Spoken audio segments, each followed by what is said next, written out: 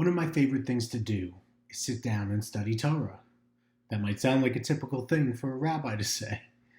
What I like most about it is that the story is dynamic.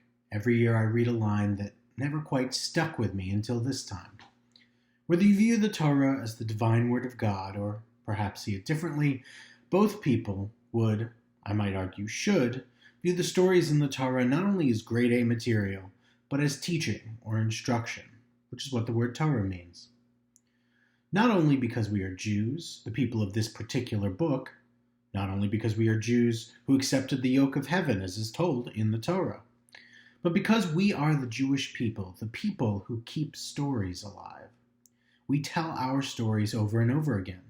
We developed complex hermeneutical techniques to derive more meaning from our stories, and then we use those meanings to understand the stories better. Some of these stories make a lot of sense to preserve, even on the surface, like with Purim or Sinai. Other stories trouble us, like what we read this week of Jacob and Rebekah conspiring to trick Isaac into giving Esau's blessing to Jacob.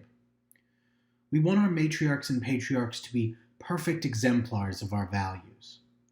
Instead, they serve a greater purpose. They teach us positive values and yet also show us that we are not perfect, that our people may have a particular mission, but we should not see ourselves as exceptionally spectacular because of any inherited characteristic. We are people, like any other people, and what makes us special is not our blood, but our ideals.